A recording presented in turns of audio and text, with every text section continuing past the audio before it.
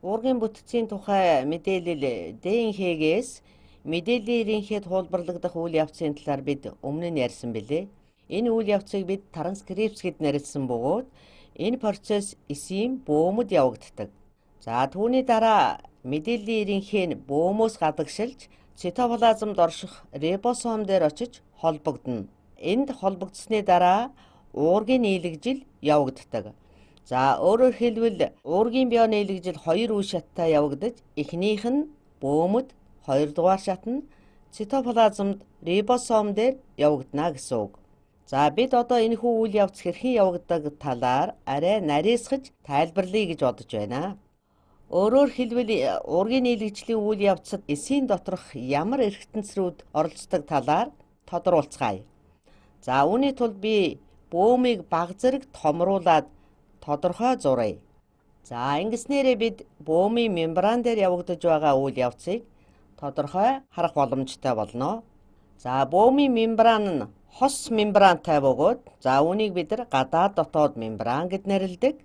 Энэ хоёр мембран тус бүрдээ уургийн нэг игнэ молекул гадна дотн давхаргыг үүсгэж түүний дунд липидийн хоёр игнэ молекулаас тогтдог химийн найрлагтайг та бүхэн мэдэж байгаа баха.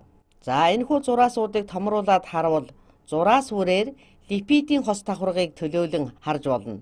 За цагиргийн завсар хэсэг нь өөхний хүчлийн гидрофил төгсгөлийг харин зураасаар өөхний хүчлийн гидрофоб төгсгөлийг тэмдэглэсэн.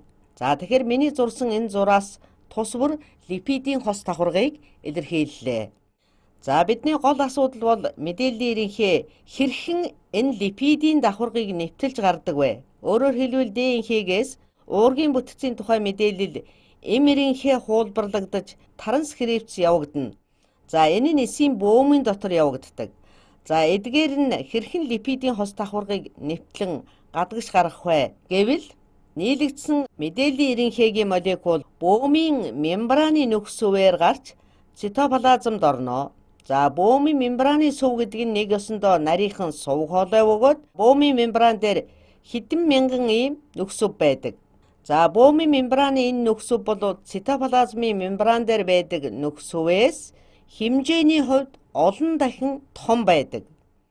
За өөрөөр хэлбэл бөөмийн мембраны сүв гэдэг бол липидийн хос давхаргыг нэвтэлсэн уургийн молекулын сувг гэж ойлгох хэрэгтэй. За энд уургийн хөндлөн огтлолын зүслэгийг зуръя. За уурган бүтцтэй сувг нь бөөмийн липидийн хос давхаргыг нэвтэлсэн байна гэсэн үг ээ. За түүгээр мэдээллийн ерөнхий уурган сувгаар гадагшилж цитоплазмд чөлөөт рибосом дээр очиж тэнд уургийн нийлэгжлийн хоёр дахь шат явагдана. Гэхдээ энд байгаа нь түүний бүрэн зураглал цараахан биш л дээ. Учир нь уургийг нийлэгжүүлэхэд эсийн дотор байгаа чөлөөт рибосомууд нэг биш маш олноороо оролцдог. За үүнийг бид нар полирибосом буюу товчлоод полисом гэд нэрлэдэг. За энэ бол нэг эс юм. За энэ нь эсийн цитозол. Заримдаа хүмүүс цитозол болон цитоплазм гэсэн энэ нэр томьёог хольж утгаад байдаг. Цитозол гэдэг нь эсийн органоидууд болон эсийн дотоод орон зайг дүүргэж байгаа шингэнийг хэлэх ба цитоплазм гэдэг нь эсийн дотор оршиж байгаа органоидууд, оршихуунууд, бөөм болон эсийн доторх цитозол энэ бүгдийг хамтдаган цитоплазм гэж нэрлэдэг болно. За цааш нь үргэлжлүүлье. За энд чөлөөт рибосомууд байна. За эдгээр рибосомууд нь трансляцийн үйл явцын дүнд эсэд хэрэгцээтэй уургуудыг нийлэгжүүлэхэд идэвхтэй оролцоно. Нийлэгдсэн уургууд нь цитозолд чөлөөтэй урсаж байгаад шаардлагатай хэрэгцээтэй газараа очиж ашиглагдана. За гэвч эдгээр уургууд эсээс хэрхэн гадагшлах вэ гэдгийг авч үзье. За нийлэгдсэн уурган зориултын хувьд эсэд өөрт нь ашиглагдах, эсээс гадагшлагдах гэсэн хоёр янзын зориулттай.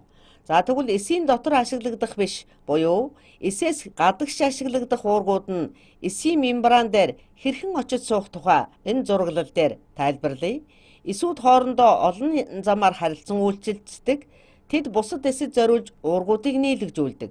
Чухам энэ л бидний энэ хичээлээр ойлгуулах гээд байгаа гол зүйл маань юм. За бөөмийн хос мембраны хооронд байгаа зайг бид перинуклеарын орон зай гэд нэрлэдэг. Өөрөөр хэлбэл бөөмийн гадна болон дотор мембраны хооронд үүсэж байгаа энэ орон зайг хэлж байгаа юм. За эхлээд гадна болон дотор мембранаа тэмдэглэцгээе. За энэ гадна мембран цааш үргэлжлээд хунирч нугалран ончроотож ирнэ. За ингэж үүсэж байгаа нь тусдаа бие даасан органоид бөгөөд үүнийг бид нар эндоплазмын тор гэд нэрлэнэ. За эндоплазмын тор нь эсийн мембранд холбогдох болон эсийн гадна ашиглагдах уургийг нийлэгжүүлж эндоплазмын торын сувг хөндий бүхий орон зайд уургийн бүтцийн дээд төвшнүүд буюу 2 дахь, 3 дахь, 4 дахь гэх мэт орон зайн дээд төвшнүүд хэлбэршдэг болно.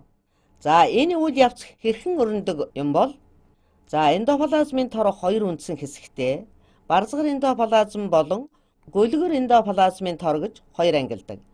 Барзгар эндоплазмын тор дээр олон тооны рибосомууд мембран дээр нь холбогдсон байж барзгар эндоплазмын торыг үүсгэдэг. За нөгөө нэг хэлбэр нь гөлгөр эндоплазмын тор юм. Энэ нь уургийн нийлэгжлийн үед уурга эсээс гадагш зөөх үйл явцыг бэлтгэхэд оролцдог. Гөлгөр эндоплазмын тор өөр бас маш олон үүрэгтэй боловч энэ удаад тэр тухай бид ярихгүй төр орхиё. За энд мэдээллийн ерөнхий байна. За энэ нь эхлээд чөлөөт рибосомтой холбогдоод дараа нь барзгар эндоплазмын тор дээр бэхлэгдсэн рибосом дээр очиж уурга нийлэгжүүлнэ. Нийлэгдсэн уурга нь эсийн цитозол руу биш харин барзгар эндоплазмын торын нөгөө тал руу урсаж орно. Өөрөөр хэлбэл барзгар эндоплазмын дотор буюу хөндий рүү орно гэсэн үг. За үүнийг илүү дэлгэрэнгүйгээр зурж тайлбарлая. За энд эндоплазмын торын мембран байна. Дараа нь мэдээллийн ерөнхийгийн нийлэгжүүлж буй уурга нь мембран дээрх рибосом дээр бэхлэгдэнэ. Энэ нь миний зурсан эндоплазмын торын мембран бөгөөд энэ нь липидийн хос давхаргаас тогтно. За энэ нь цаашаага бөөмийн гадна мембрантай холбогдно. Тэгэхээр трансляцийн төгсгөлд нийлэгдсэн уургууд нь эндоплазмын дотор хөндий рүү орно гэсэн үг. За одоо уурга маань эндоплазмын торын хөндийд байна. Эндоплазмын торын хөндийд байгаа уурга нь цаашид хөндийн дотор шилжих боломжтой. За ингэж шилжиж байгаа уургууд зарим цэгт очоод салдаг. Өөрөөр хэлбэл цэврүү маягийн үүсгэл болж нахиалах маягтайгаар сална. За тэгэхээр уурга хэрхэн салдаг талаар тайлбарлая. За нийлэгдсэн уурга нь эндоплазмын торын дотор шилжиж яваад энд зогссон гэж үзье. Ингэснээр энэ нь салж болно. Тэгэхээр энэ нь миний зурсан зураг шиг сална гэсэн үг. Эсвэл өөр ямар нэгэн зүйл эсийн дотор зөөгдөгтөө жижиг мембранаар бүрхэгдсэн байдаг. Үүнийг цэврүүнцэр буюу визикул гэнэ. Тэгэхээр ингэж визикул болсон уурга маань цааш явж Голджийн комплекс дээр очиж холбогдно. За заримдаа энэ органоидыг Голджийн аппаратч гэж бас нэрлэдэг.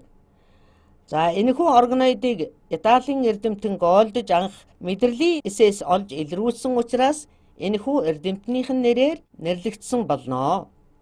За уургууд маань Голджийн аппараттай холбогдоод түүнлүү нэвчин орсныхоо дараа цааш улам боловсрч эсээс гадагш зөөгтөхөд болон эсийн мембран дээр очиж бэхлэгдэхэд бэлэн болно.